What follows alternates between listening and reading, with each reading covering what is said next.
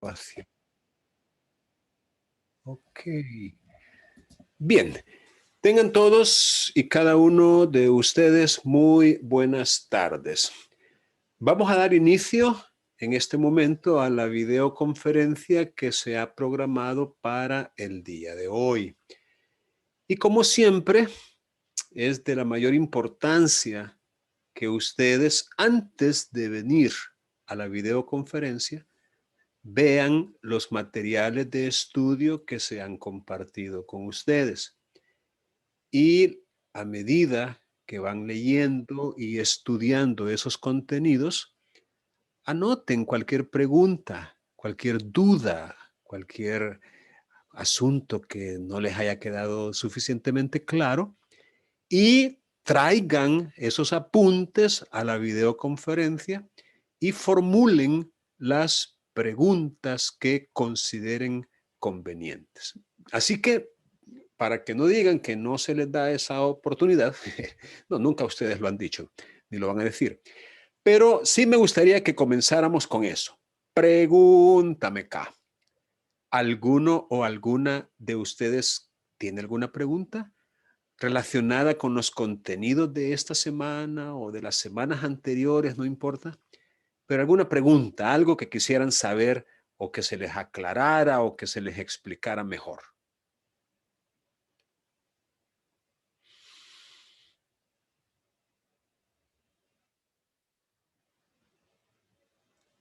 A ver, ¿me dejaron de escuchar o todavía me escuchan? Bien, entonces, si no tienen preguntas, pues ya podemos apagar la grabación y podemos irnos a descansar. No, es broma. Bien, vamos a pasar revista entonces por los contenidos que se han preparado para ustedes. Uy, creo que esto ya se chispoteó. Ah, no, ahí está. Bien, en esta ocasión vamos a venir aquí a los cursos y vamos a pasar brevemente nuestros ojos por los materiales. En esta semana, que es la semana 4, aquí está.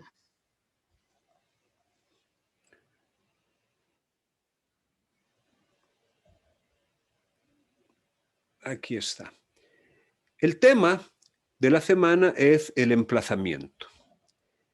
En las indicaciones para la semana se dijo lo siguiente.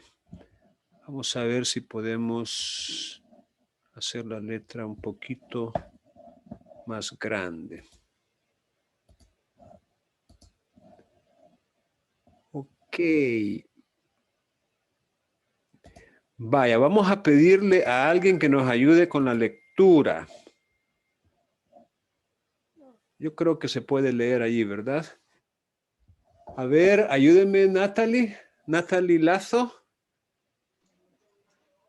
Vamos a ir leyendo las indicaciones de la semana, por favor. Después de haber analizado las distintas posibilidades que pueden presentarse luego del juicio liminar de la demanda, una vez que ésta es admitida,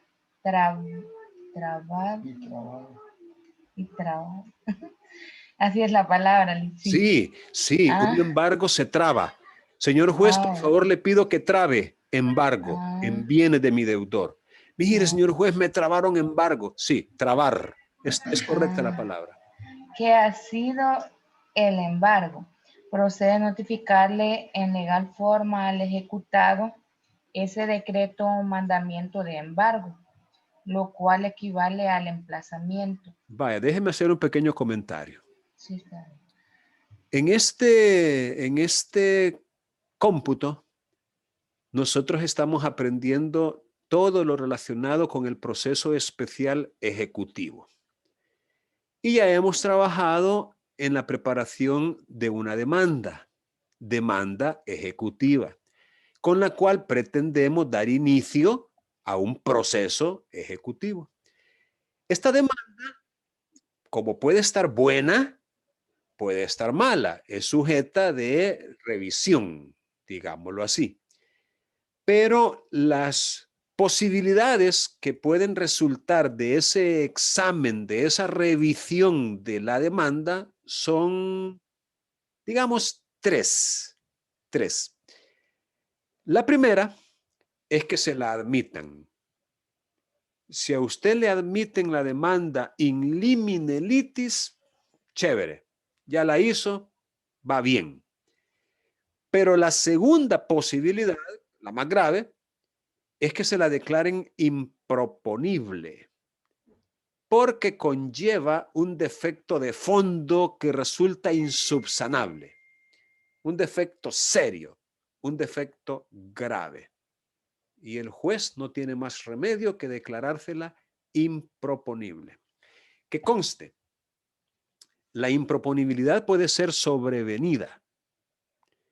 Eso significa que si al juez se le escapa y en el examen liminar no logra determinar la causal de improponibilidad, puede que la descubra después, impersequendi litis, o puede ser que alguna de las partes, obviamente la parte demandada, se lo haga ver a través de un escrito, porque la parte demandada también podría hacerle ver al juez una causal de improponibilidad que a lo mejor el juez no la detectó. Y entonces viene la parte interesada y se lo propone. Le pido que declare improponible la demanda por esto, esto y esto. Impersequendi, una improponibilidad sobrevenida. Pues la improponibilidad es una forma de controlar la actividad jurisdiccional de los tribunales. Es un contralor. Y la tercera posibilidad frente a este examen liminar de la demanda es que tenga defectos de forma. Es decir, defectos que no son tan serios, que perfectamente se pueden corregir o subsanar. Pues en ese caso, tratándose de defectos de forma, lo que el tribunal tiene que hacer es prevenir. Es decir, te prevengo que si no corriges ese defecto dentro del plazo que te estoy dando, entonces te la voy a declarar inadmisible. Por eso se llama prevención, porque efectivamente el tribunal le está previniendo a usted que si no lo hace, se la va a declarar inadmisible. Hay una gran diferencia entre la improponibilidad y la inadmisibilidad. Bueno, aparte de las causales, que en un caso son defectos de fondo y en el otro son de forma. Aparte de que una pues requiere que el juez le prevenga antes de declararla, la otra no. La improponibilidad, los jueces la declaran sin necesidad de hacer ninguna prevención, porque no se puede prevenir en esos casos, dado que el defecto es insubsanable, es incorregible, no se puede reparar. Lo que significa que si se la declaran inadmisible, usted perfectamente la puede volver a presentar en cualquier tiempo mientras no prescriba la acción que tiene. Mientras que si se la declaran improponible, ya no la puede volver a presentar. Así que esos son como los escenarios o las distintas posibilidades que pueden presentarse luego de un juicio liminar. Continúe, pero vamos a pedirle a otra persona, esta vez a Silvia. Silvia Fuentes, ayúdanos con la lectura a continuación. ¿Está por ahí, Silvia? Sí, solo que creo que tendría que estar directamente porque cuando usted deja de hablar se quita de la pantalla y se hace chiquito. Ah, espérame, qué raro. Qué raro, porque tengo fijada la... Bueno, Aquí. entonces voy a intentar a leerlo y Espéreme. Ah, o sea que por estar usted hablando se le quita la pantalla principal, pero no la puede volver a poner. no, es que yo creo que cuando usted habla se pone mi pantalla, entonces ya se hace chiquita su pantalla. Pero voy a intentar a ver si ya no se hace, porque cuando estaba la compañera, sí, pues, me pasó a mí. Vea. Vaya. Si quiere, intento leer y a ver si no se quita. Pero disculpe la pregunta, ¿y usted está en un teléfono o está en una Sí, computadora? no, desde un teléfono. Por ahí puede andar la cosa. Bien, intente Oh, a ver qué pasa. bye. Eh, Nos corresponde, pues, en la presente semana aprender todo lo relativo al emplazamiento del demandado en cualquier tipo de proceso en general y en el proceso especial ejecutivo en particular. Siga. Comienza estudiando en el Código Procesal Civil y Mercantil y sus explicaciones en el libro que lo comenta, el artículo 462. Bien, bien, gracias. Fíjense ustedes que el emplazamiento podemos estudiarlo con una doble perspectiva, digámoslo así. El emplazamiento en general para todos los procesos civiles y mercantiles, tanto comunes como especiales, pero también el emplazamiento ya en particular en relación con el proceso ejecutivo. Porque de entrada, les digo yo que hay una gran diferencia entre el emplazamiento en general y el emplazamiento en particular para el proceso ejecutivo.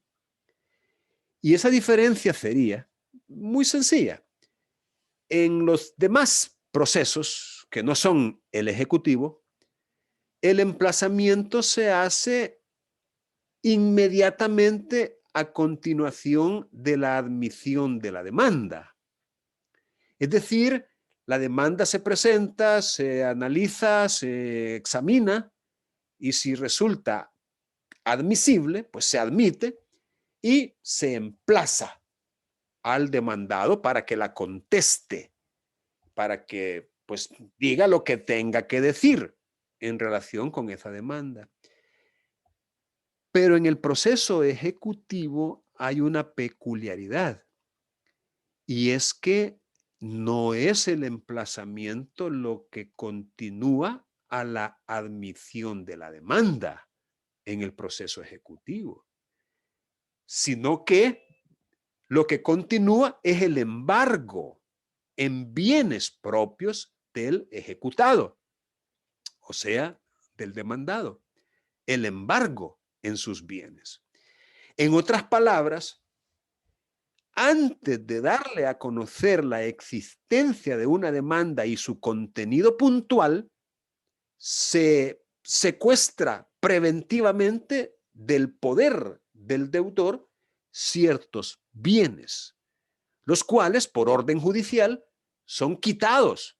Su administración es quitada del deudor y entregados esos bienes en depósito, pues valga la redundancia, a un depositario judicial, quien se obliga a cuidarlos, en ciertos casos a administrarlos y luego, pues, entregarlos, porque el depósito tiene por naturaleza ser temporal, por un tiempo.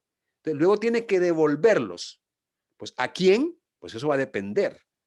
Si el deudor ha pagado, ha cumplido, ha llegado a un acuerdo con su acreedor, se le pueden incluso devolver a él mismo. Pero si no, pues la razón de embargar es para poder vender esos bienes en pública subasta y con el producto de la venta pagarle al acreedor lo que está reclamando. Entonces, el proceso ejecutivo tiene esa peculiaridad en cuya virtud y gracias a su naturaleza, a su estructura especial, sui generis, pues se presenta la demanda y si resulta que es admitida, pues se decreta de inmediato el embargo. Vamos entonces a remitirnos a este artículo que se menciona aquí, el artículo 462. Vamos a aquí. Vamos a ver. 462. Ahí está. Pero vamos a leer desde el 460, solo que quiero ver si logramos un pequeño cambio aquí. Sí. Licenciado, yo tengo una duda. Sí, dígame, le escucho.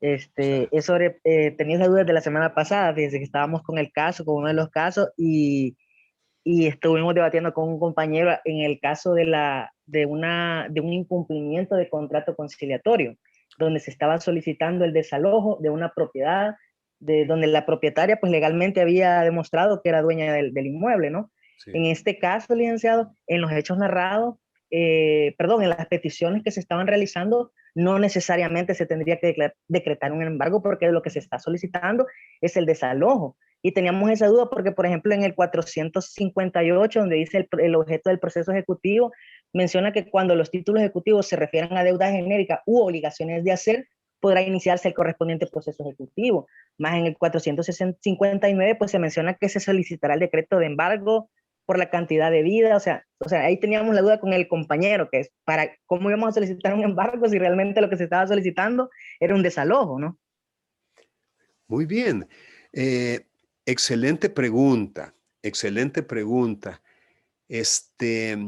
Efectivamente, el juicio ejecutivo en su esencia, digámoslo así, ejecutivo, es por excelencia idóneo o propio para obligaciones de dar y particularmente sumas de dinero. Aunque también cabe obligaciones de dar cosas genéricas distintas del dinero, que como antes les he explicado, el dinero también es una cosa genérica, el dinero. Entonces, el embargo, como usted muy bien lo ha dicho, tiene sentido tratándose de este tipo de obligación, porque agarramos ciertos bienes que tienen un valor económico para alguien, pues, en principio para el deudor, y luego para algún interesado en adquirirlo a un precio competitivo, llamémoslo así, en pública subasta. Porque la pública subasta parte del hecho de que hay un grupo de interesados en adquirirlos por su costo, pues que no es el mismo costo que podría tener en un almacén o en otro lugar. Entonces esa es la idea, pues como que dice, si voy a comprar en pública subasta, porque voy a comprar más barato de lo que lo compraría si no fuera así. Entonces, pero fíjense ustedes, a nivel histórico, en el Código Procesal Civil y Mercantil comentado se dice que en el proyecto de Código Procesal Civil y Mercantil nosotros no teníamos esas otras dos tipos de obligación como parte de un proceso ejecutivo. Algo así como que se introdujeron después, como un agregado, que a alguien se le ocurrió, hey, se nos ha olvidado las obligaciones de dar cosas genéricas y las obligaciones de hacer. Y la verdad es que en el Código de Procedimientos Civiles sí estaban esas otras prestaciones como objeto válido de un proceso ejecutivo, solo que se le llamaba caso singular del juicio ejecutivo, las obligaciones de hacer, caso singular, así eran conocidas en el Código de Procedimientos Civiles ya derogado. Fíjense que incluso esos casos especiales son dignos de mención porque dentro de ese procedimiento específicamente se decía omitiéndose las diligencias de embargo. Así, clarito, como se lo estoy diciendo, omitiéndose las diligencias de embargo, por la misma razón que ustedes han apuntado, que no parece tener sentido un embargo en presencia de una obligación de hacer. Pero ojo, Les cuento, en aquella época, me imagino que antes de 1951, recuerden que nuestro Código de Procedimientos Civiles data de 1880 y algo, 1880 y algo, 81, algo así. Entonces, en ese proceso ejecutivo, ¿saben qué se decía?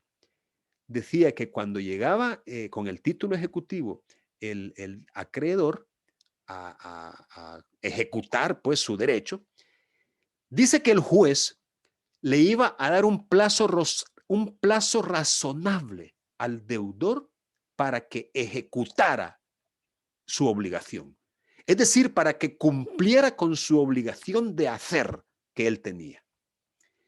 Si pasaba ese plazo que el juez le había dado para cumplir, una semana, 10 días, 12 días, 15 días, un mes, dependiendo de la naturaleza de la obligación, pero el juez estaba facultado para darle un plazo.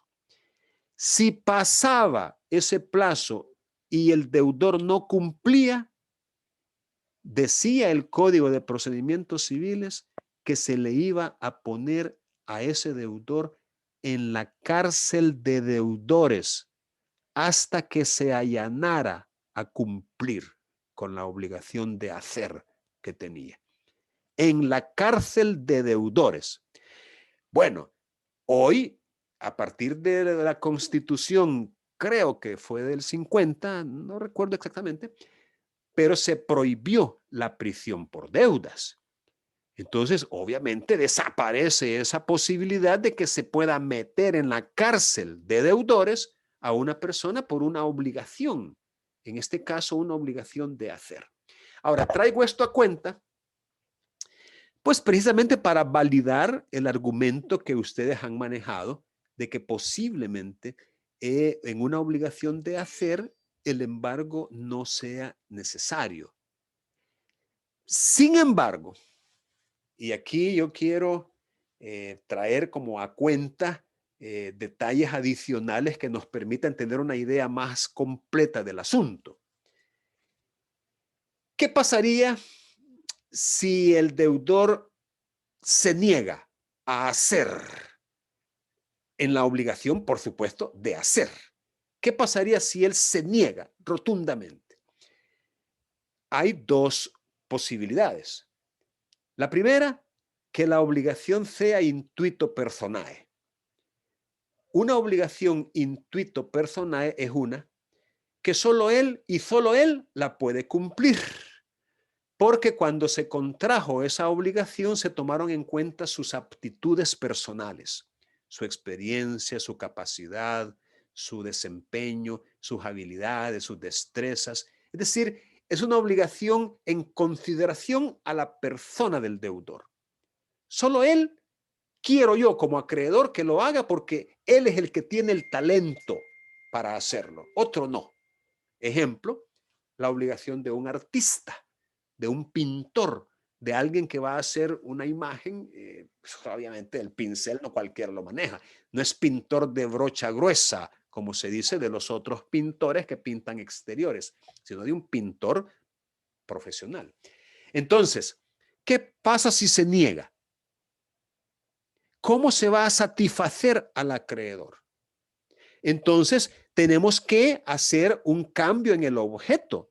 Ya no sería hacer lo que se obligó, sino una indemnización de daños y perjuicios. ¿Y en qué se traduce la indemnización de daños y perjuicios? En una suma de dinero. Entonces, podríamos prever, previendo esa situación, algo así como quien dice, su señoría, previendo que el deudor se niegue a cumplir y considerando que en ese caso lo que voy a reclamar va a ser una indemnización de daños y perjuicios de manera subsidiaria, porque perfectamente yo puedo poner una pretensión subsidiaria junto con la pretensión principal. La principal que cumpla, la subsidiaria que me indemnice los daños y perjuicios, y ahí sí cabe el embargo. La otra posibilidad o el otro escenario es que la obligación no sea intuito personae, sino que sea una obligación de hacer que la pueda hacer cualquiera. Yo puse ejemplos en la sección anterior, como la obligación de reparar un vehículo, la obligación de pintar una casa en su exterior, hacer una pila, hacer una pared, es decir, destazar un cuche, les decía yo la vez pasada. Es una obligación que cualquiera, no importa la calidad personal del individuo deudor, cualquiera lo puede hacer. Entonces, si se niega, la ley misma abre la posibilidad de que se le autorice al deudor, perdón, al acreedor, que se le autorice para que esa obligación la haga cualquier otra persona, eso sí, a costa del deudor. Es decir, los costos que se generen los va a pagar el deudor que se negó, que no quiso hacer aquello a lo que estaba obligado. Otra vez, si vamos a ser autorizados por el juez para que a costa, es decir, quien va a pagar es el deudor, entonces otra vez se justifica el embargo, ¿ya? Porque de lo que se trata es de una suma de dinero con la cual le vamos a pagar a la otra persona que va a hacer aquello que el deudor se negó. Entonces, ya con eso en mente, ya podríamos encontrar algún nivel de peso o de soporte para la solicitud del embargo. ¿De acuerdo? Entonces, el embargo, digamos que históricamente no era necesario frente a obligaciones de hacer, pero dada la coyuntura que se puede presentar de una indemnización o de que se le autorice al acreedor para que otro lo haga, pues ahí sí necesitamos una suma de dinero precisamente para ser indemnizados o para pagarle a la otra persona que nos va a hacer lo que el deudor se negó a hacer. Bien, ¿alguna otra pregunta que puedan formular? Vaya. Sí, licenciado, dígame. Continuando, verdad es que todavía no me ha quedado muy claro. Okay. Vaya, por ejemplo, en el caso que usted nos estableció, la acreedora estaba solicitando que lo que se quería era que por favor desalojara. En el acuerdo conciliatorio todavía se le dio a la persona 15 días para que lo hiciera. No lo hizo. Ella lo que estaba pidiendo es que por favor se desalojara el inmueble a la brevedad posible. En este caso, entonces, mi pregunta viene, ¿el embargo recaería sobre los bienes que posiblemente podría tener la persona, pero esta demanda serviría como un precedente para poder realizar un embargo preventivo, licenciado, como una medida, para después que la demanda se presente y se entable, se puede investigar externamente si ella posee propiedades? Bien. Retomando ese caso en particular, tomen en cuenta al hacer el análisis que el acuerdo conciliatorio se tomó en sede administrativa. Es decir, no se tomó ante un juez, sino que se tomó en la Procuraduría General de la República. Y eso marca una diferencia. Es decir, no es lo mismo un acuerdo celebrado ante un juez que un acuerdo celebrado en sede administrativa. Llámese ante la Fiscalía o ante la Procuraduría o ante cualquier otra institución como ¿cómo se llama? La Defensoría del Consumidor o algo así. Entonces, el caso ese concreto, si mal no recuerdo, era de que el acuerdo se tomó en la Procuraduría y que se pidió la ejecución forzosa. No se pidió otra cosa, sino la ejecución forzosa de ese acuerdo. No sé si ese es el caso, en donde se estaba pidiendo la ejecución forzosa y, Sí, y se le aclaró porque el juez, ahí fue lo donde el declaró juez... inadmisible porque fue impugnada. Bueno, la cosa es de que el juez fue el que admitió a trámite la ejecución forzosa, libró despacho de ejecución, ordenó lanzamiento, le pidió al ejecutante que le informara si había cumplido o no voluntariamente, cuando le informaron que no, entonces señaló fecha para el lanzamiento, para el desalojo forzoso, a saber qué actividad hubo que lo dejó sin efecto y lo pasó para 22 días después. Le dio múltiples oportunidades. Y ya cuando ya no tenía más remedio, viene el juez y dice que se declara sin lugar continuar adelante con la ejecución porque ese acuerdo no ha sido, no está firme. Algo así creo que dice la resolución. Entonces, ustedes deben tomar muy en cuenta lo que resolvió la Cámara cuando conoció en apelación, porque el que intentó la ejecución forzosa, ante esa decisión del juez, la cual calificó de arbitraria, de sin fundamento, de en base a presunciones y de manera sorpresiva, contra todo pronóstico, etcétera, etcétera, el abogado se molestó, lógicamente, pues porque dijo, ¿qué pasó aquí? Porque íbamos bien y de repente dice que ya no. Pero la Cámara le hace saber que ese acuerdo no daba lugar a una ejecución forzosa, precisamente porque los que dan lugar a una ejecución forzosa son los que han sido hechos en sede judicial y que han sido debidamente homologados por un juez. Y en ese caso no había lugar a la ejecución forzosa. Ahora, si nosotros, déjenme ver de qué manera proceso ejecutivo, no vería yo como quien dice una aplicación práctica como para poder iniciar un proceso ejecutivo a menos que consideráramos como una obligación de hacer ese convenio siempre y cuando fuera judicial, pero quizás por allí. Pero la respuesta sigue siendo la misma. Es decir, una obligación de dar una suma de dinero, por lógica, el embargo es idóneo para garantizar su cumplimiento. Una obligación de dar cosas genéricas, pues tal vez también, porque usted puede embargar las mismas cosas genéricas que le están adeudando.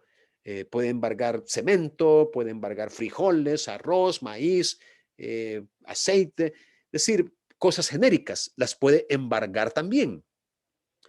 Pero si la obligación fuera de hacer y estuviera legítimamente constituida, entonces volvemos a lo mismo que ya les dije, que se traduciría en una indemnización de perjuicios. Le pongo un ejemplo. Estamos hablando de una propiedad que de alquilarse produciría $100 mensuales. Digamos la casita esta de donde se iba a desalojar a la señora esta. Supongamos que si se alquilara, produciría una renta de $100 mensuales. Entonces, está fácil. Mire, se obligó a desalojarla y la obligación es legal, es legítima, consta en un instrumento que tiene fuerza ejecutiva, por ejemplo. Entonces, ¿cuál es el perjuicio? ¿Cuál es el agravio? ¿Cuál es el daño que me causaría su negativa? Ahí está, $100 por cada mes, 50 por cada 15 días, 25 por cada semana. Es decir, se puede graduar el daño o perjuicio económico causado por la negativa. Y el embargo en ese caso serviría, claro, no en la propia propiedad, porque esa es mía como acreedor, sino en bienes de ella. A lo mejor allí tenga algunos bienes muebles que se le puedan embargar, porque el embargo no solamente sobre inmuebles, también se pueden embargar bienes muebles en tanto no estén en la lista de los bienes inembargables, porque eso también hay que tomarlo muy en cuenta. No cualquier bien se puede embargar. Hay ciertos bienes que son inembargables. En principio, porque son los que el deudor necesita para continuar su existencia digna, para continuar viviendo. No le puede usted embargar, por ejemplo, la cama, la ropa, los instrumentos de trabajo. No puede ir con una costurera y embargarle la máquina de coser, porque entonces, ¿cómo va ella a sobrevivir si no tiene su herramienta de trabajo? No le puede embargar los libros, su código, sus libros, su computadora, que es la que utiliza para su trabajo, no se la pueden embargar porque es un instrumento de trabajo que necesita como tal para sobrevivir.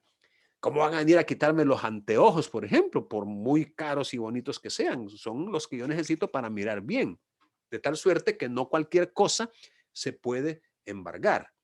Entonces, contestando su pregunta, y en el hipotético caso que estuviéramos en presencia de un documento que traiga aparejada ejecución y que la obligación sea de hacer, ahí está la respuesta, es la misma. Esa obligación podría traducirse en una indemnización de daños y perjuicios, para la cual se necesita dinero, porque en dinero se traduce esa indemnización. O sea, no es en una disculpa pública, no es en una carta que me va a escribir y que la va a publicar en redes sociales. No, es una suma de dinero la que yo estoy pretendiendo como indemnización por los daños y perjuicios que me ha causado el incumplimiento. Bien, ¿alguna otra pregunta o si todavía le mantiene la duda? No, licenciado, ya me quedó muy claro. Muchas gracias. Ok. Bien, entonces vamos a desplegar aquí en pantalla los nombres. Alejandra Umaña. Ayúdeme a leer, por favor. Ahí en pantalla. Hola. Sí, le escuchamos. Vaya, ahorita. Artículo 460. Reconocida la legitimidad del demandante y la fuerza ejecutiva del título, el juez dará trámite a la demanda, sin citación de la parte contraria. Decretará el embargo e inmediatamente expedirá al mandamiento que corresponda, en el que determinará la persona o personas contra las que se procede y establecerá la cantidad que debe embargarse para el pago de la deuda, intereses y gastos demandados. Si el juez advirtiera la existencia de defectos procesales subsanables, concederá al demandante un plazo de 3 días para subsanarlos. Sin los vicios advertidos fueran insubsanables, declarará la improponibilidad de la demanda, con constancia de los fundamentos de su decisión. Muy bien, muchas gracias por su lectura.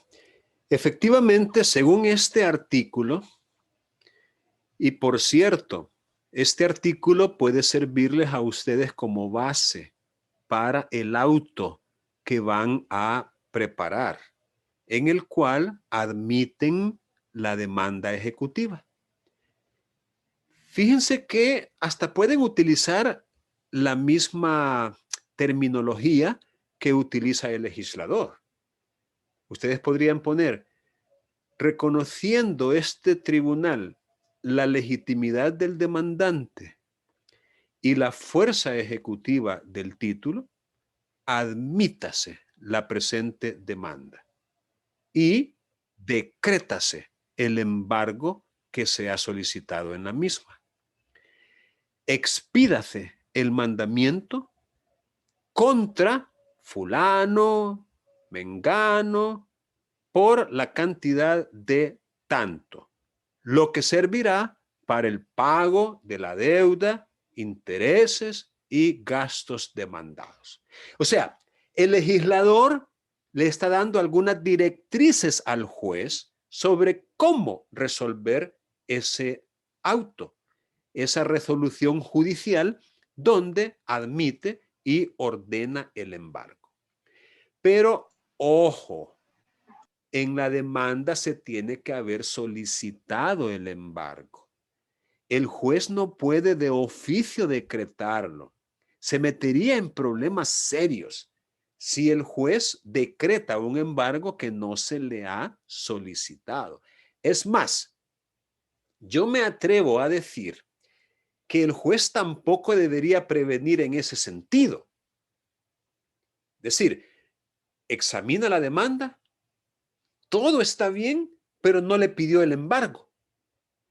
Simplemente el juez no se lo tiene que conceder y punto. Pero no es que el juez prevéngasele al demandante que me pida el embargo, porque si no me lo pide, no se lo voy a conceder. No, para mí el juez estaría actuando mal allí. O sea, él no es director bueno, sí es director del proceso, pero no es director de las partes. Y ahí lo estaría dirigiendo prácticamente. Es decir, le estaría dando luces, le estaría dando, vea, como quien dice, mira, aquí te faltó esto, te voy a prevenir para que lo hagas. No, o sea, el juez no está para eso.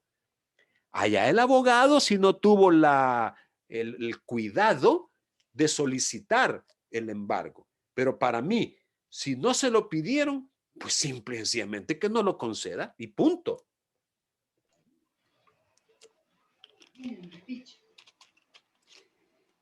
Y es que miren, un proceso ejecutivo perfectamente se puede ir sin embargo. Es decir, se puede ir sin que se decrete el embargo. O sea, yo no le veo como quien dice que sea estrictamente indispensable y una parte esencial del proceso ejecutivo que haya embargo. No. Licenciado, Dígame. tengo una consulta con respecto a este artículo, ¿verdad? Como yo sé que el embargo es una medida cautelar, pero es una medida cautelar que se cumple.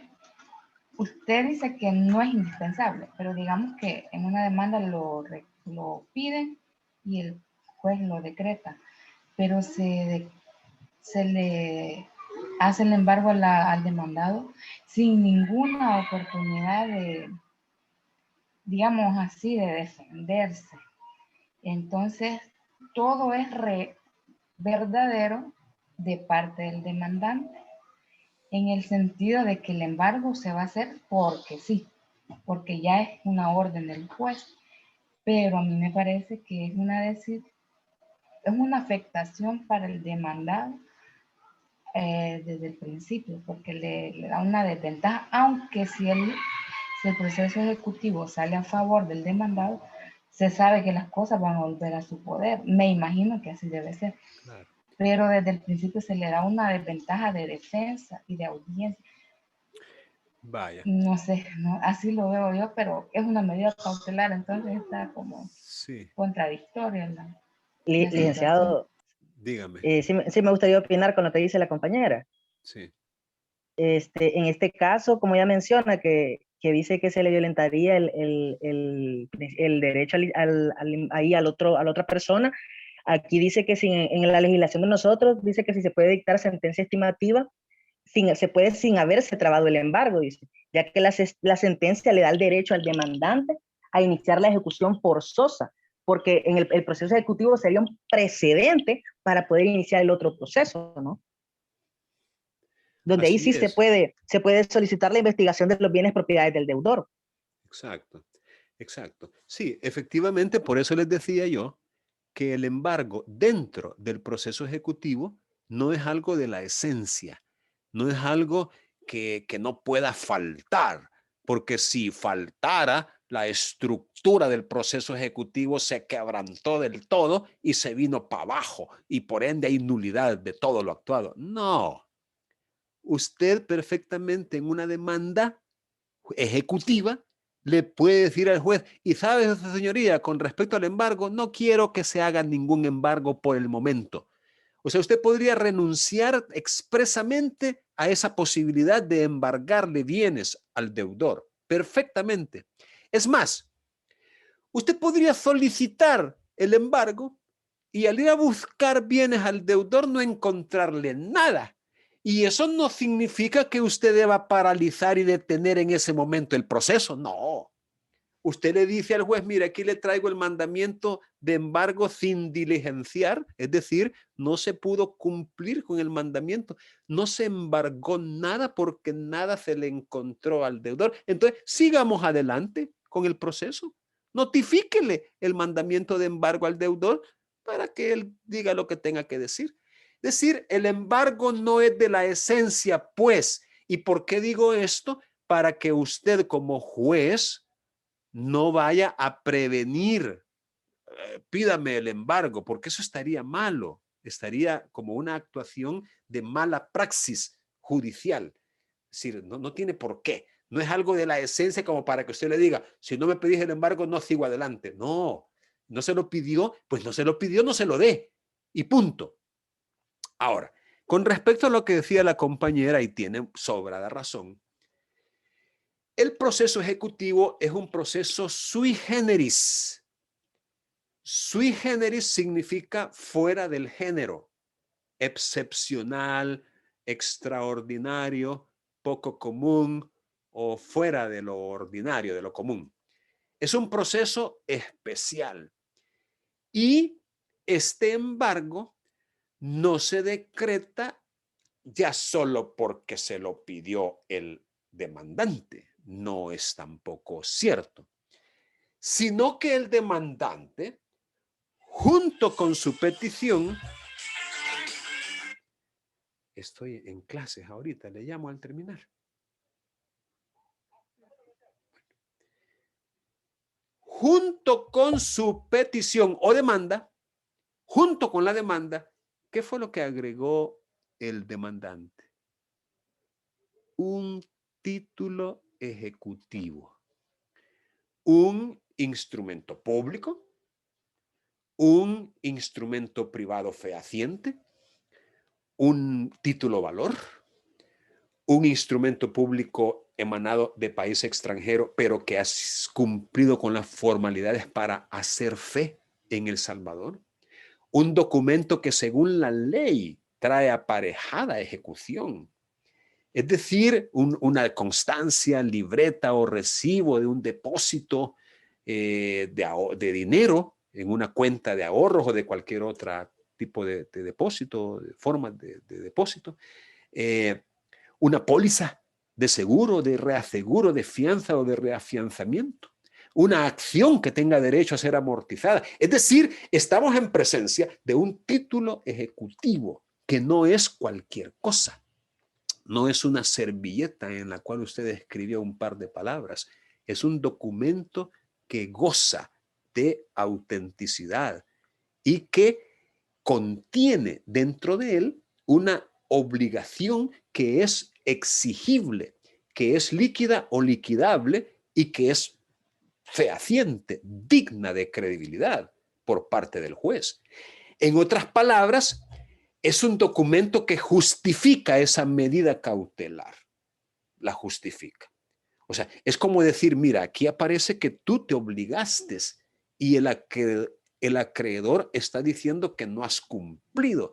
A lo mejor él esté mintiendo, pero como la buena fe es la que debo presumir, voy a presumir que no me está mintiendo tu acreedor, sino que me está diciendo la verdad. Y esa verdad, según él, es que tú no has cumplido. Entonces, te voy a quitar estos bienes provisionalmente. Es un secuestro preventivo. No es definitivo, es preventivo. Te los voy a quitar, pero luego de que te los quite, como ya garanticé el crédito que en apariencia es legítimo y es verdadero, en apariencia, entonces, como ya lo garanticé, ahora sí te voy a dar chance. Ahora sí te voy a dar oportunidad para que te opongas. ¿Qué tenés que decir al respecto? Pero ya con el embargo ya trabado. Ahí sí, con el embargo ya trabado.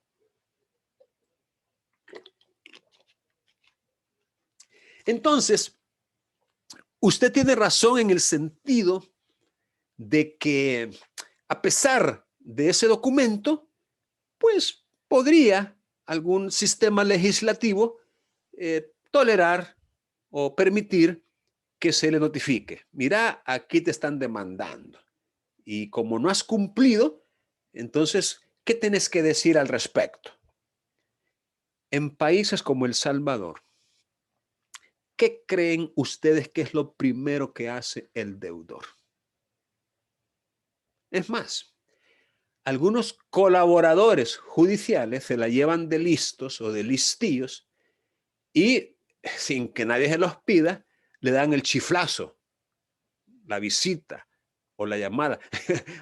En algunos lugares hasta se ha oído que hasta, vea, mire, tengo algo que es de su interés, vea, deme algo ahí y yo le informo. O sea, una corrupción generalizada. Entonces, lo que les quiero decir es que en países como el nuestro, donde nuestra idiosincrasia es de que el astuto y el listo es aquel que evade todas sus obligaciones, lo primero que hacían y lo primero que hace alguien cuando sabe que tiene una deuda que no puede o no quiere cumplir, ¿qué es, creen ustedes? A ver, díganme.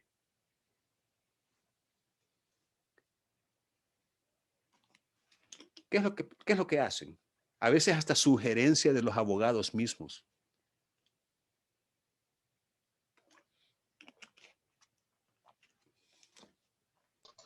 Licenciado, no sé.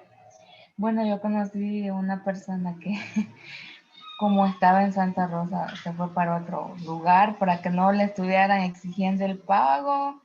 Otra persona cambia los bienes. Esto Eso es último. fraude. Esto último es lo que hacen. Ajá. Esto último es lo que hacen. Es decir, simulan transferencias de sus bienes. Y digo simulan porque solo lo hacen a nivel de registros. Solo lo hacen en el papel. Pero en la realidad, ellos siguen siendo los amos y señores de esas cosas.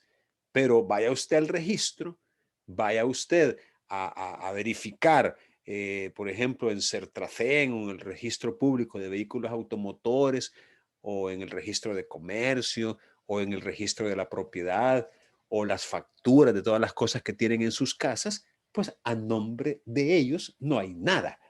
De tal suerte que cuando llega el ejecutor de embargo se topa con que no tiene nada, pero anda en un gran carro y maneja cuentas de dinero fuertes, anda todo enjollado, pero no tiene nada, pobrecito, hay que darle.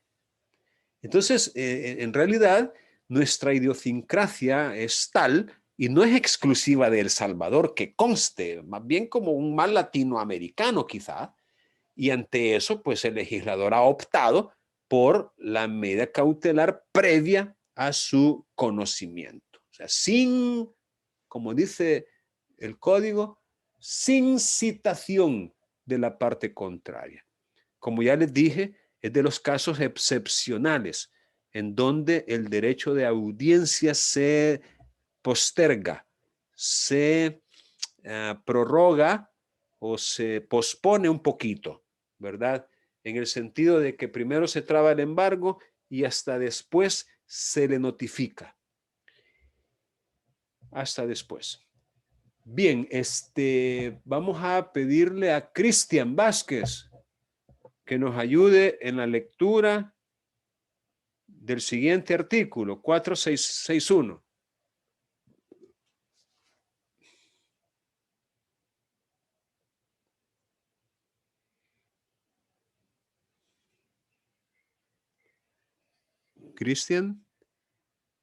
Cristian Vázquez.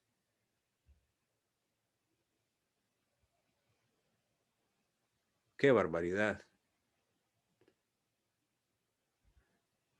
Brian Lazo. Buenas tardes, Lick. Buenas tardes. El artículo 461 sobre Sí. recursos, ¿verdad? Sí, cabal. El auto que rechace la tramitación de la demanda admitirá recurso de apelación. Contra el auto que admita la demanda y decrete embargo de bienes, no procederá recurso alguno, sin perjuicio de la oposición que pueda formular el demandado en el momento procesal oportuno. Muy bien, gracias.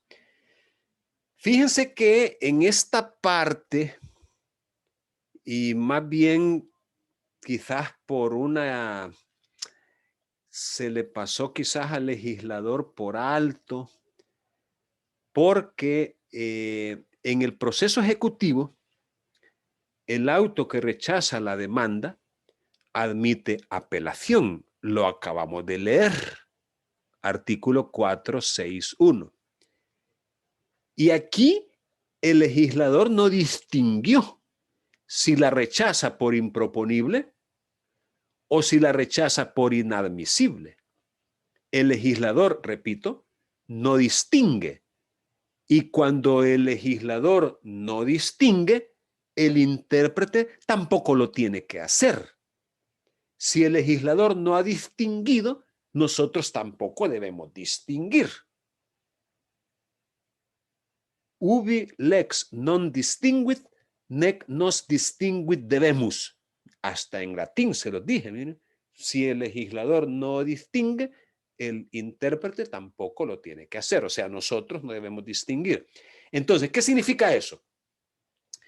Si usted presenta una demanda en otro tipo de procesos que no sea el ejecutivo y se la declaran inadmisible, esa resolución solo admite recurso de revocatoria, nada más, ante el mismo tribunal. Usted no puede apelar si le declaran inadmisible una demanda en un proceso común.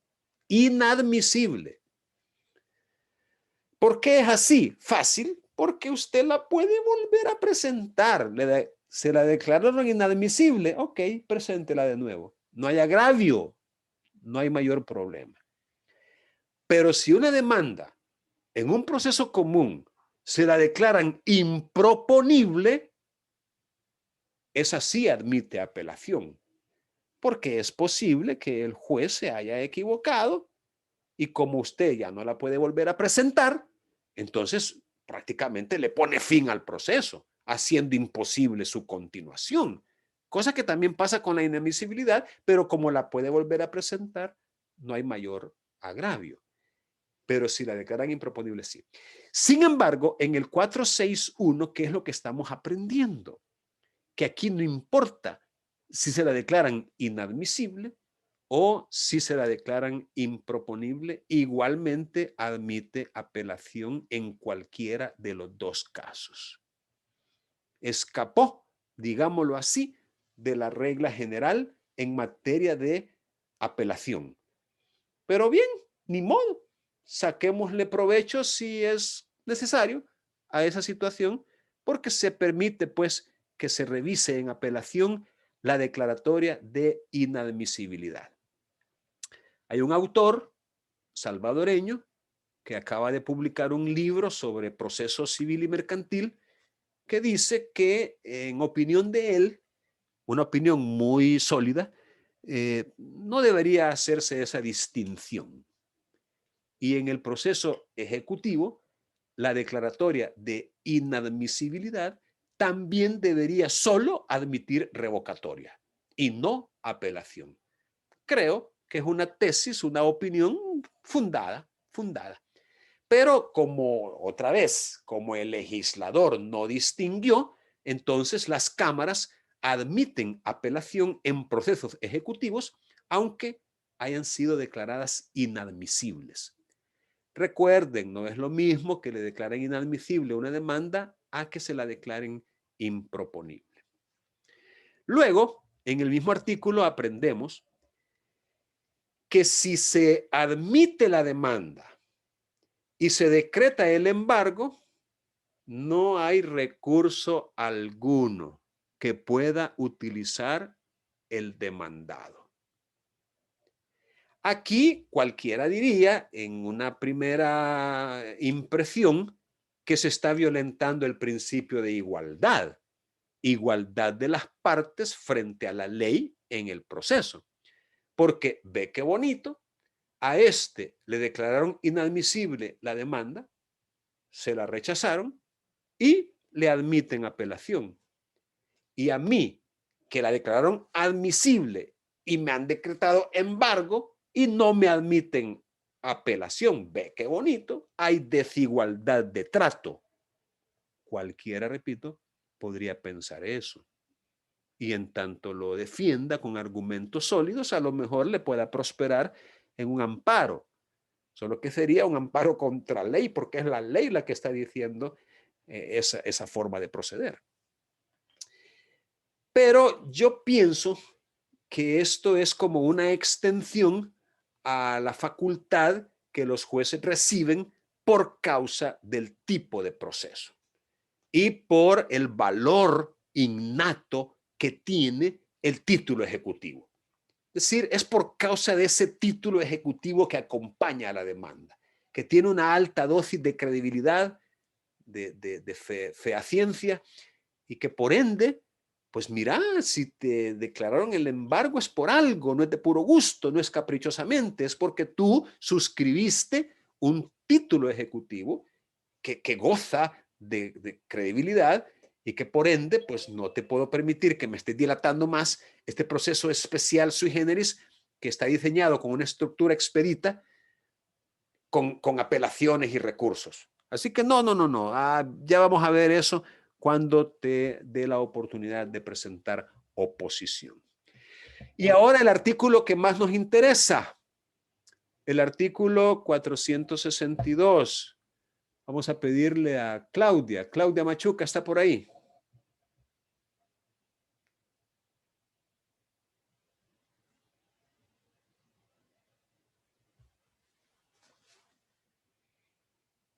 Sí, Lica, ahorita, espérame.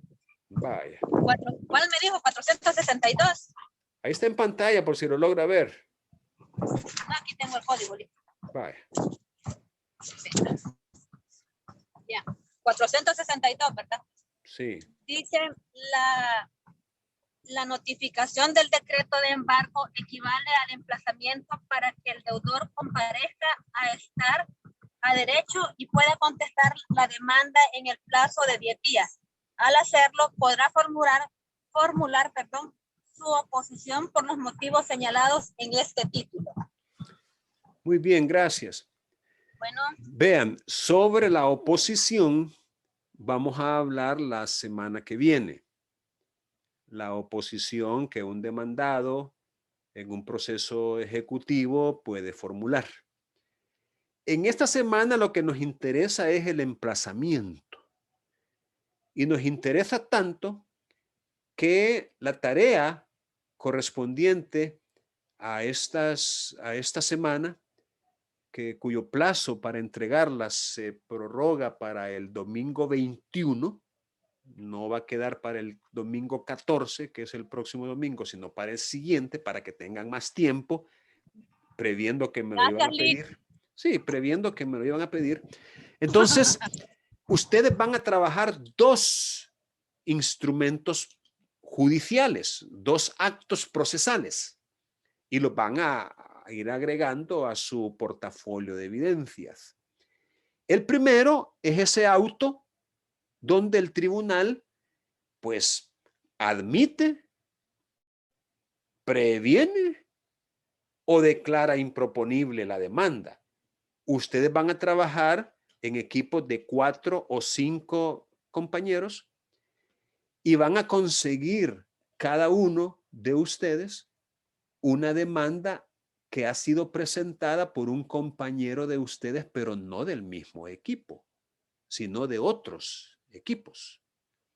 De tal manera que ustedes van a trabajar 4 o 5 demandas, según ustedes sean 4 o 5 integrantes del equipo, del grupo. Entonces, van a agarrar y ustedes se lo pueden distribuir. Yo se los sugerí incluso en estas mismas indicaciones de la semana, que ustedes pueden trabajar distribuyéndose las demandas. Agarramos esta, yo agarro esta otra, o cada quien que consiga su propia demanda para trabajar con ella. Pero luego reúnanse virtualmente, así como nos estamos reuniendo aquí en Zoom. Ustedes pueden tener una cuenta de Zoom que les da 40 minutos. Al finalizar los 40 minutos se va a apagar la sesión, pero inician otra y tienen otros 40 minutos y así pueden estar de 40 en 40 reuniéndose todo el tiempo que quieran. Y no tienen por qué reunirse todos, a menos que puedan, pero pues reúnanse 2, reúnanse 3, reúnanse 4, o sea, hagan el esfuerzo por trabajar colaborativamente. Y ayúdense los unos con los otros en cuanto a, digamos, el análisis, el examen de forma y de fondo. Como dijo Daniel, ¿verdad? Tuvo un pequeño debate con un compañero. Esto es enriquecedor a morir. Esos debates, esas discusiones, esos puntos de vista que se comparten los unos con los otros son muy productivos. Y es importante que ustedes lo hagan, pues lo manejen. Y van a trabajar entonces con ese auto. Miren, vean bien esas demandas. No se dejen ir hacia la primera. Yo ya revisé algunas de ellas y créanme, hay muchas que necesitan prevención. Necesitan prevención. O sea, hay detalles ahí que hay como falta de claridad. O como lo dice la ley, la demanda es oscura, no es lo suficientemente clara, precisa, y entonces habría que hacer prevención. Si ustedes hacen una prevención, entonces al compañero que les prestó la demanda, que la compartió con ustedes, a él mismo como favor, no, mira, fíjate que yo ahí encontré esto, esto y esto, y no tuve más remedio que hacerle una prevención.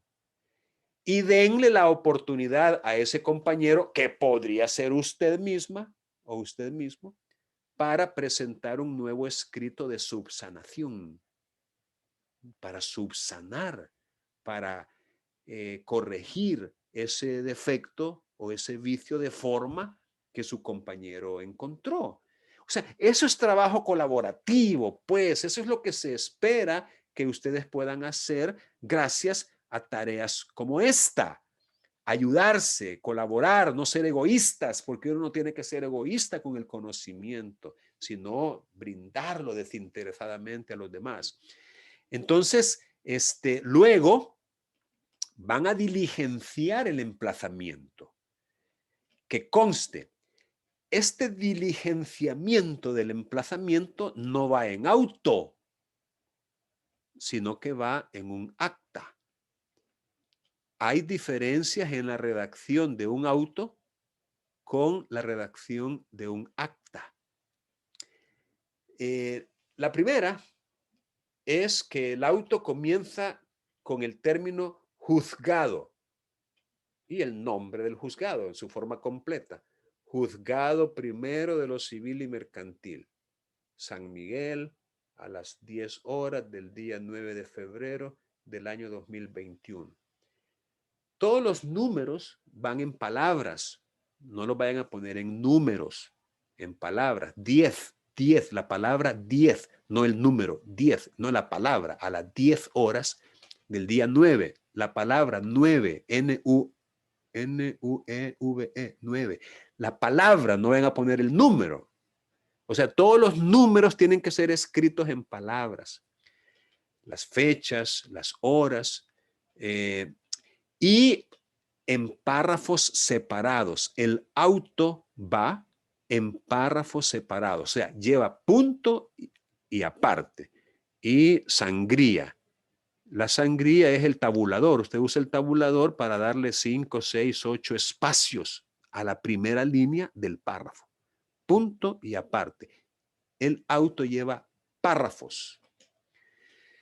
El acta comienza en, que significa un lugar donde usted está. Por ejemplo, el emplazamiento podría hacerse en el juzgado. No le veo yo ningún problema a un emplazamiento que se haga en el juzgado, pero casi nunca se hacen en los juzgados los emplazamientos. ¿Dónde piensan ustedes que se hacen los emplazamientos la mayor parte de las veces?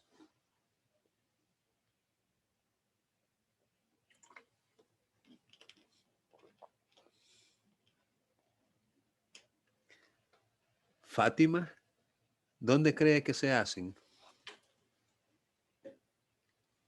Fátima Majano. Sí. Pues en los especificados en la demanda. Sí, pero ¿dónde? ¿Qué podría ser lo especificado en la demanda? Por ejemplo, las direcciones especificadas en la demanda. Exacto. La dirección donde vive o donde trabaja el demandado. Ese es el lugar en donde por excelencia se hacen los emplazamientos. El lugar donde vive.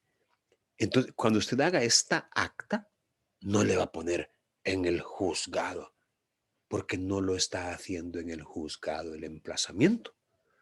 Lo está haciendo en un lugar diferente. Entonces usted se va a ubicar en ese lugar y así va a comenzar el acta. en la casa del señor fulano de tal, ubicada en la 8ª calle Oriente, casa número 204 del barrio El Calvario de la ciudad de...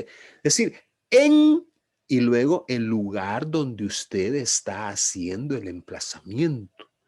Si es en el lugar de trabajo, pues igual en el lugar de trabajo.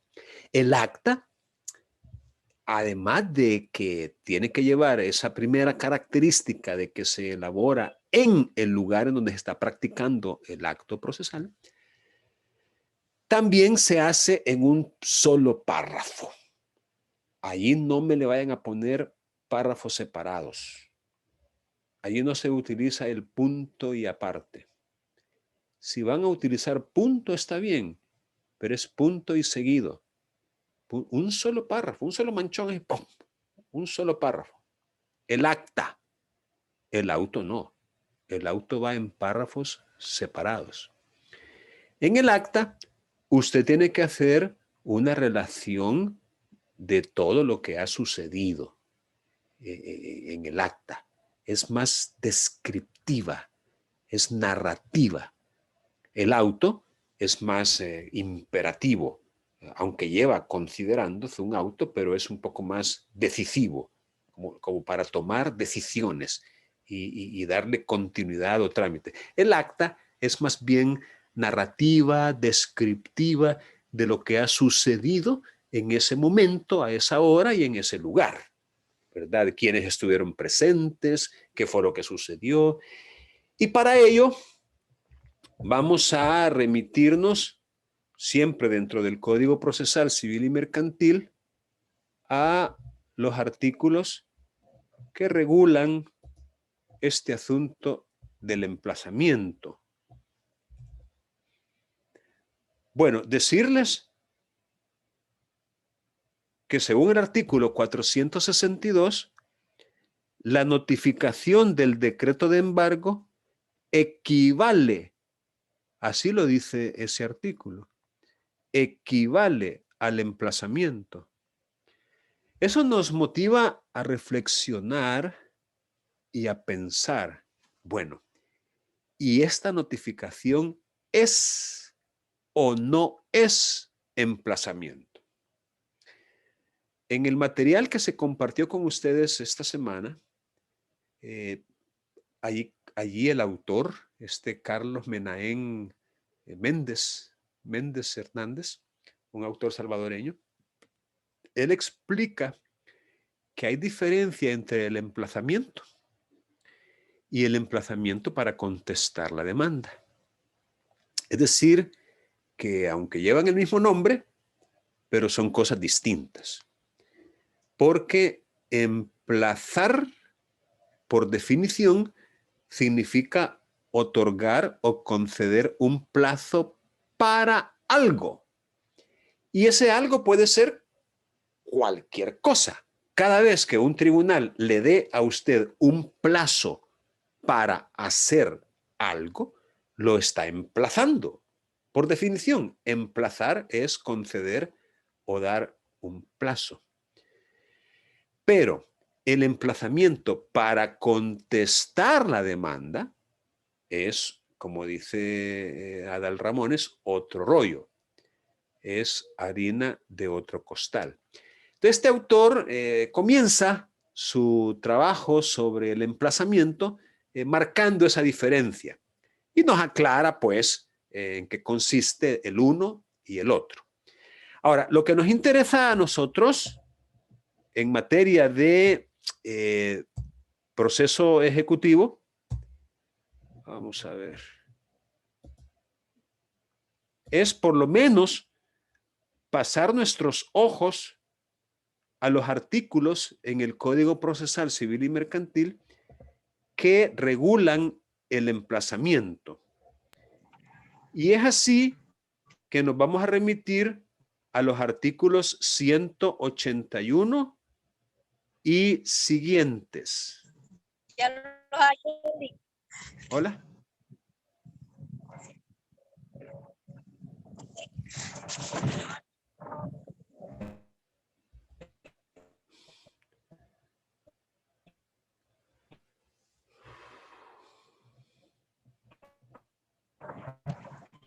Vaya, estoy en el artículo 181. Ya lo tengo. Si gusta leer ahí el Ya lo tengo, el 181. artículo. ¿Quiere leer en voz alta, por favor?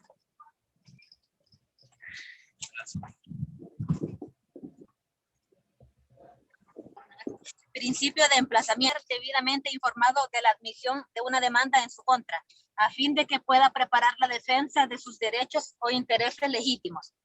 A tal efecto, el demandante deberá indicar la dirección donde puede ser localizado el demandado.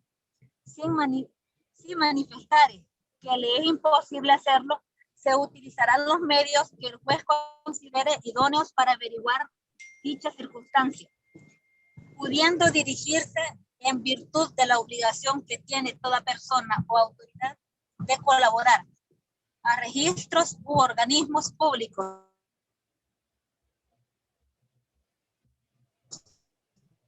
a asociaciones, entidades o empresas que puedan dar razón de ella, quienes deberán rendir el informe respectivo terminado a juicio prudencial del juez. Si se obtuviera el conocimiento de un domicilio o lugar de residencia, se practicará la comunicación en la forma ordinaria. En caso contrario, el emplazamiento se realizará en la forma prevista en este código. Muy bien. Este artículo 181 desarrolla entonces el principio del emplazamiento. Entendamos por principio como un derrotero, una directriz vital que se debe respetar y que se debe observar. Fíjense ustedes que el emplazamiento es tan importante dentro de todo proceso que si no se realizara, pues hay franca violación al derecho de defensa y al derecho de audiencia, al derecho de contradecir, al derecho de ser oído y vencido en juicio de conformidad con las leyes. Entonces el emplazamiento es clave. Y por eso, cuando nosotros revisamos una demanda, que ustedes van a tener que trabajar en la revisión de las demandas que sus compañeros van a compartir, lo que significa que van a revisar la demanda que usted presentó. Tienen que fijarse si se ha indicado la dirección donde localizar al demandado. O sea, si en una demanda por error, por omisión, no se menciona, no se indica dónde se pueda localizar al demandado, ya con eso ya usted tiene material para una prevención. No para una improponibilidad de entrada, no es para tanto, pero sí para una prevención. Mire, se le previene que indique una dirección exacta. Muchos tribunales, cuando la dirección es ambigua, cuando la dirección es imprecisa, cuando la dirección es equívoca, igual previenen. Y le dicen, mire, si es necesario, tráigame un croquis de ubicación, señalando lugares ahí que sean conocidos como una escuela, como una iglesia, como un puente, como una tienda, qué sé yo, a modo de facilitar. Mire, si usted lo considera necesario, no tenga pena en adjuntar un croquis de ubicación. O sea, no es pecado, todo lo contrario, todo aquello que garantice el derecho de audiencia será bienvenido por parte del tribunal. Pero lo contrario, si la dirección es ambigua, es exigua, sí, dígame. Sí, le escucho. Disculpe, como usted dijo que le podemos hacer las preguntas así, ¿verdad? No, claro, claro. Mi duda es que si hay, digamos, como un faltante de forma, dice, ¿verdad? Y de esa, de la dirección. digamos, si hay 2 defectos, si hay 3, se hace en una sola prevención o se hace una por una las descripciones. No sé si me voy a explicar. Sí, por supuesto que sí. Vaya, el código dice que el tribunal prevendrá una sola vez. Eso debemos entenderlo en el sentido de que el juez no puede hacerle una prevención un lunes, le da 3 días para satisfacerla y el siguiente lunes de la semana siguiente o el martes o el miércoles hacerle otra. Mire, fíjese que se me pasó por alto, pero también está este otro defecto y se lo quiero entonces prevenir. Ok, usted lo subsana y a los 15 días también se me olvidó este otro, mire, le voy a prevenir otra vez. No. El código dice que la prevención se hará una sola vez. Claro, es posible que la demanda tenga varios defectos de forma. Entonces, como el auto va en párrafos separados, punto y aparte, con sangría o tabulador, entonces haga cuantos párrafos sean necesarios. Y en cada párrafo refiérase a un defecto de forma y prevenga en ese párrafo. Es decir, el tribunal puede hacer un auto de 15 páginas si 15 páginas necesita para hacer las prevenciones. Pero eso sí, de una sola vez. De una sola vez, pues. No puede estar como jugando, ¿no? Nunca va a terminar. Bien, les decía que usted tiene que revisar si la demanda tiene esa forma de localizar al demandado. Ahora, tampoco el demandante está obligado a conocer dónde radica el demandado. Sí, el demandante no está obligado a conocer dónde radica el demandado, especialmente cuando es esquivo, que es algo muy común. Entonces, él puede decir en ese caso que no conoce la dirección donde se pueda localizar al demandado y que le solicita al juez, dada esa imposibilidad, que se utilicen los medios considerados idóneos para averiguar esa dirección. Usted le puede decir al tribunal que libre oficio al Registro Nacional de las Personas Naturales, que es el que se encarga de la emisión del DUI. Puede librar oficio a la Dirección General de Migración y Extranjería del Ministerio del Interior.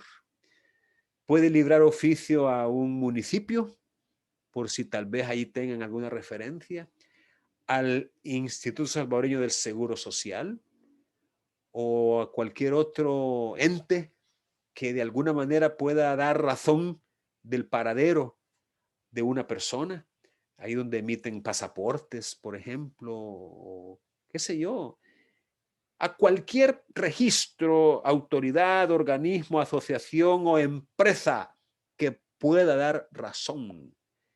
Quizás hasta una empresa, un banco, una empresa telefónica. O sea, aquí es bien amplio el rango que tiene un tribunal para averiguar cómo localizar.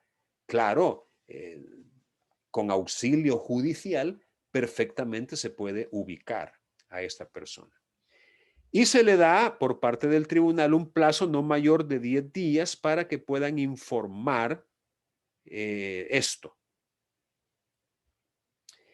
Si se obtuviera el conocimiento, se practicará la comunicación, o sea, el emplazamiento en la forma normal. Ya sabemos dónde localizarlo, ok, emplacémoslo normalmente. Pero si no, entonces el código prevé otras formas de emplazar. Ahí podemos encontrarnos ante un emplazamiento por edictos. Bien, dice el artículo 182, y eso es importante que ustedes lo recuerden a la hora de escribir ese auto que van ustedes a preparar. Dice que en la misma resolución en que se admita la demanda, se ordenará el emplazamiento del demandado.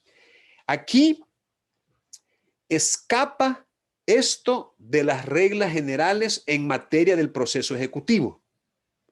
Quizás aquí voy a corregir lo dicho antes, porque en el caso del proceso ejecutivo, recuerden, no vamos a ordenar el emplazamiento en ese auto. Lo que vamos a ordenar es el embargo en bienes propios del deudor. Y hasta después que el ejecutor de embargos, el oficial que fue comisionado para embargar, hasta después que él reporte cómo le fue, si logró o no embargar, entonces vamos a notificar ese mandamiento de embargo, el cual equivale al emplazamiento. Entonces, esta parte del 182, en la parte que dice que en el mismo auto, o sea, siempre tiene que haber una esquela. O sea, la esquela de emplazamiento a la que se refiere este artículo, siempre hay que prepararla, pues, como parte del diligenciamiento. Y por eso es importante saber qué es lo que debe contener esa esquela de emplazamiento. Y aquí están en este artículo. Primero, segundo, tercero. Quiero ver qué más. Este borrado no me está furulando.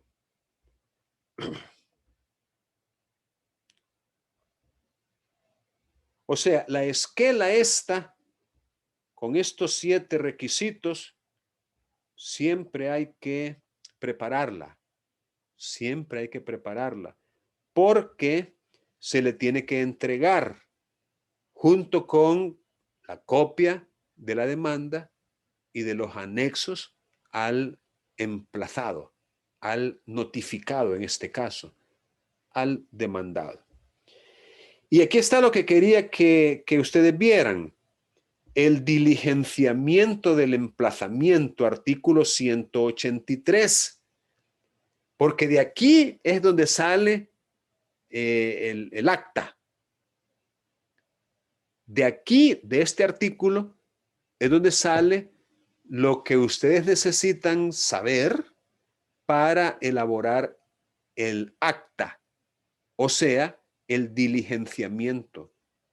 Así se llama el artículo, diligenciamiento del emplazamiento. Vamos a ver si está por ahí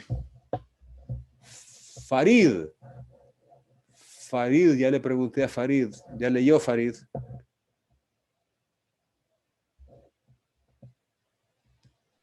Buenas tardes, licenciado. No, Buenas tardes. Artículo 183. Sí, por favor. Correcto. Diligencias del emplazamiento, artículo 183. Dice, el emplazamiento se practicará por el funcionario o empleado judicial competente en la dirección señalada por el demandante para localizar al demandado. Permítame un segundo, por y favor. si lo encontrare... Permítame un segundo. Vaya, aquí hay algo que es importante saber, porque lo tienen que utilizar a la hora de preparar esta acta. Dice que es el funcionario o empleado judicial competente. En otras palabras, esto no lleva la firma, digámoslo así, del juez, ni la firma del secretario, a menos que el emplazamiento lo hiciera directamente el juez, auxiliado por su secretario, que no es el caso, ¿verdad? Pero si en una hipótesis el juez lo hiciera, pues está bien, pero no es el caso.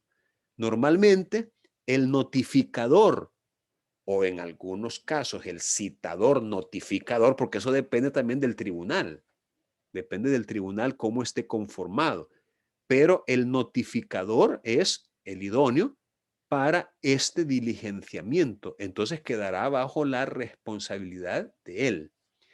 Por cierto, les cuento que estos funcionarios, estos empleados judiciales, gozan de fe pública judicial.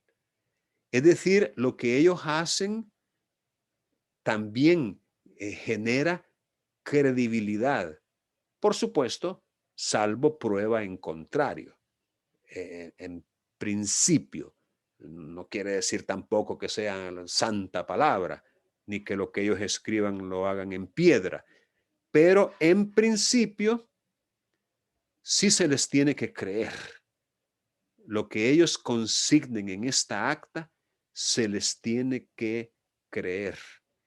Yo tuve un caso, ya hace muchísimos años, donde el emplazado alegaba que él estaba residiendo en un lugar, en un municipio, pero súper alejado del municipio donde el secretario notificador lo estaba emplazando. Fíjense bien. Ejemplo extremo, lo emplazaron aquí en San Miguel en una época en que él vivía allá en Chalatenango. Y aparecen aquí en San Miguel en un acta emplazándolo. Pues por instrucciones de él, yo solicité un amparo, alegando violación al derecho de defensa y de audiencia. El amparo fue muy bien, lo admitieron, le dieron trámite, mandaron a oír a la autoridad, abrieron a prueba, llevé testigos, los testigos dijeron cabal eso, que él estaba allá y que aparecía acá tal como fue, solo para que la sala concluyera diciendo que el notificador goza de fe pública y que lo que él escribió en el acta hay que creerlo, porque si no fuera así, todas las notificaciones, todos los emplazamientos, todas las citaciones estarían sujetas a impugnación.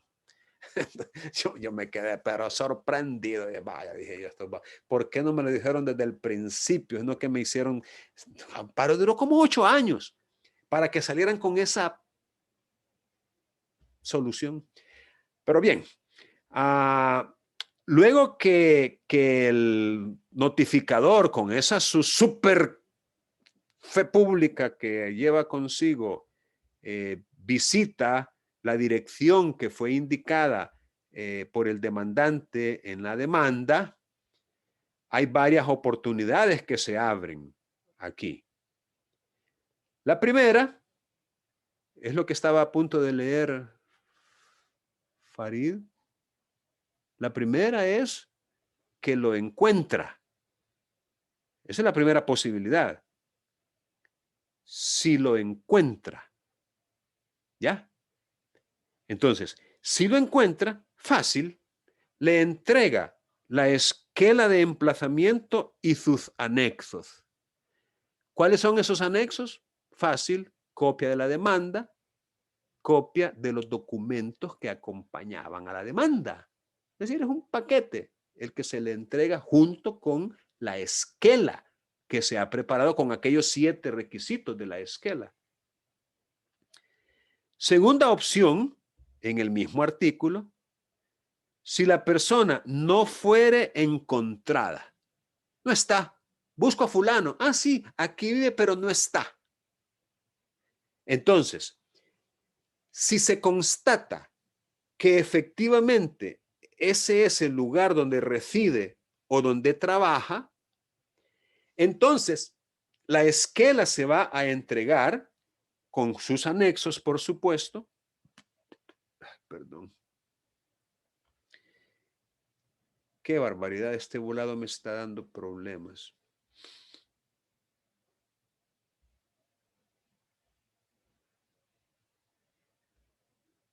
Vamos a ver.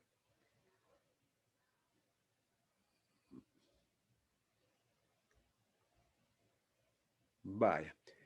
En ese caso, repito, el demandado no se encontró, no estaba, pero se constató que allí reside o que allí trabaja. Entonces, la ley dice que en ese caso la entrega se le va a entregar a cualquier persona mayor de edad que se hallare en el lugar y que tenga algún vínculo o relación con el demandado.